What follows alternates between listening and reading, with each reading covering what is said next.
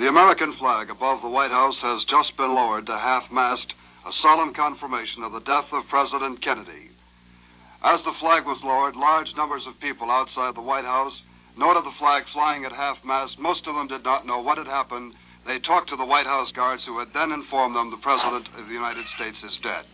Large numbers of people out there now, probably about 400 or 500. They're standing, watching the activity as limousines come into the west side of the White House. Senator Hubert Humphrey arrived about 20 minutes ago. Reporters are still coming in, photographers.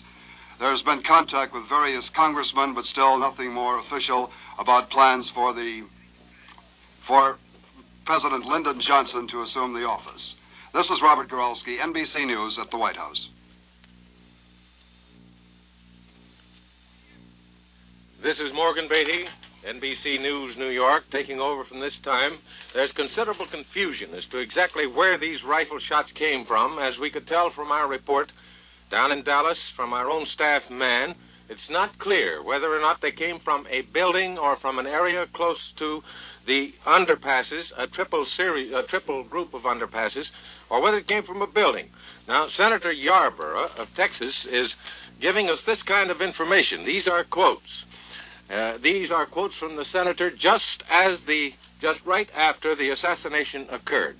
You could tell, he said, that something awful and tragic had happened. He said, I could see a Secret Service man in the president's car, leaning on the car with his hands in anger, anguish, and despair. I knew something tragic had happened. Yarborough had counted 3 rifle shots, others have said there were 2, as the presidential limousine left downtown Dallas through a triple underpass. The shots were fired from above. Now, that we're sure of. Possibly from one of the bridges or from a nearby building. That's the senator's view. But another witness, television reporter, said he saw a gun emerge from an upper story of a warehouse commanding an unobstructed view of the presidential car. We've already had fleeting references to this warehouse building and a gun emerging from a window. So, you see, we still don't have enough information, and there are people under arrest. The sheriff's office in Dallas has several persons under arrest. And, of course, the standard report is that they have a white man, about 30 years old, under arrest, and a rifle has been recovered from the scene of the shooting, and it was a foreign-made rifle. Of course, this kind of reporting is very difficult at this time. The police themselves are busy trying to organize, along with the Secret Service and other government agencies, the Federal Bureau of Investigation. John Edgar Hoover has issued orders to his men to cooperate, and they have not yet coordinated all of the information they have. But it's quite certain that they have a great deal more information about the assassination of President Kennedy than they are revealing at this time. And now we switch to John Wlw-Radio in Miami. Havana Radio has just broken into its regular news broadcast with a bulletin and is broadcasting the news of President Kennedy's death to the Cuban people. The radio announcer, a woman, is broadcasting the regular United Press International dispatch from the United States. She is detailing all of the information she has at this time. This is John Wlw-Radio, NBC News in Miami. It's also clear from the reports we have that the Secret Service agents assigned directly to the president, that is, the men in the car or around the car with him, were almost certain he had been killed from the beginning. The president was shot, we can now either repeat or confirm, through the right temple, and the bullet went cleanly through his head. The White House physician has now stated it was a simple case of a bullet straight through the head. At least one Secret Service man at the entrance of the hospital kept murmuring. One of Mrs. Kennedy's Secret Service men kept murmuring as the car went up to the hospital and the president's body was being taken out that he's dead, he's dead. I'm sure he didn't know at that time he was dead, but Secret Service men know you can't be shot through the head, temple to temple, without being about as close to death as a man can be. And the question of administering the oath to the Vice President, Mr. Johnson, has still not been resolved, but the Secret Service has thrown an extraordinary guard around the Vice President. Mrs. Johnson was seen by reporters not too many minutes ago, and she was asked how the Vice President was, now the President of the United States, and she said, he's fine. We repeat what we've told you before, that Vice President Johnson was not shot. The other man shot was Governor Connolly of Texas. And the governor, by the way, has talked with Mr. Huber, his principal assistant. He is in apparently fairly good condition. He has said that he saw the whole thing, and they got the president, too, he told his assistants. The doctors have discovered that Governor Connolly of Texas has been shot just under the shoulder blade in the back, and the seriousness of it has not yet been determined, but he's conscious. He's able to talk to his friends, and Mr. Huber said that the governor had asked him, he had asked the governor what he could do for him, and the governor had asked him, please, just take care of Mrs. Connolly for me. So apparently the governor of Texas is not injured as badly as it would appear that he had been at first. Incidentally, NBC News reports from Dallas that a car believed to be the assassin's getaway car has been seized in Fort Worth, and a suspect, a man still not identified, has been taken into custody. Also, a policeman also was shot and killed during the assassination.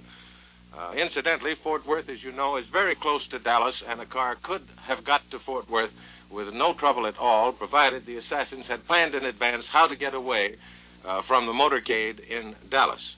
Incidentally, a Negro woman rushed into the hospital where President Kennedy was taken with a wounded child. Now, whether the child had been injured in some other kind of situation or whether in the situation that occurred during the assassination of the president was not clear. The woman and the child were taken to the emergency quarters of the hospital. Incidentally, from Rome, the word is spreading very fast. England, we've heard from Havana, Europe, all are on the alert to news of the assassination of President Kennedy. From Rome, we have a report from Vatican City. Cardinal Francis Spellman of New York said tonight that he was shocked and grief-stricken to hear of President John Kennedy's death. These kind of statements, ladies and gentlemen, we'll be getting regularly and at frequent intervals for many hours to come. Incidentally, if the president was indeed alive, as most reports indicate he was, he lived about an hour after the sniper had cut him down in his limousine near downtown Dallas. The president was 46 years old, and of course, if it had been possible for him to have survived this shot, his vigor unquestionably would have pulled him through, but it was not. And incidentally, if you have any questions about the vice presidency, automatically the mantle of the presidency falls to the vice president on the death of a president. That means that he doesn't have to take any oath of office immediately. He is President of the United States. That's Lyndon B. Johnson of Texas, and as we reported to you, he was unhurt because he was automatically kept in another automobile so that there would not be the double close risk of the president and the vice president together in a situation of this kind, particularly in travel areas. And now let's see what they're doing on NBC TV News at this point. They have new reports on the president's assassination. The practice she's developed the last couple of days took the initiative in going over to the fence, and she and the president walked all along the fence, shaking hands with both hands, and the crowd was really delirious with them. And this kind of reaction was something like the reaction that was encountered in the big crowds all the way through the town. Very friendly. I saw only one hostile sign all the way through the motorcade, which went about 10 miles. And then suddenly, in the middle of this bright sunshine, the friendly crowd, and nobody expecting anything, these three muffled shots were heard. And it couldn't have been a more startling, gruesome contrast to the very pleasant, sunny, friendly atmosphere that he'd received, despite all the warnings that things were going to be difficult for him here in Dallas. Why was that, Bob? Because of Adlai Stevenson's recent visit? Well, this had been the thing that made the police worry, and Dallas got such a bad name around the world after the attack on Stevenson that the authorities were determined that there would be no repetition of this. You remember the ambassador was, someone spat on him and someone hit him over the head with a poster. They mobilized a third of their entire city police force with extra paddy wagons around the corner and everything else, and put on a strong propaganda campaign in the newspapers and on the radio and TV stations to make sure that the name of Dallas was not dragged in the mud again by any unfavorable incident when the president came. And that is why it was such a contrast. What is the situation in the room where you are at the hospital now? Well, I'm in a little small waiting room where emergency patients wait to be taken into the operating rooms where they're treated. And there are a few policemen who are the only ones left in the long corridor leading to the room with double swinging doors, behind which we assume the president's body is being placed in the bronze coffin, which was taken in about half an hour ago, and from which we expect it to come out shortly. Bob, we have a still photograph here in the studio that has just moved, and it shows a man and a woman and what looks like two small children lying on the ground. I understand you saw these people. Yes, well, they were the first people I went to. I must have got there shortly after or before that picture was taken, when I jumped out of the press bus, and they, in common with many other people, were screaming and lying down in the grass to escape from the shooting. The minute the shooting sound stopped,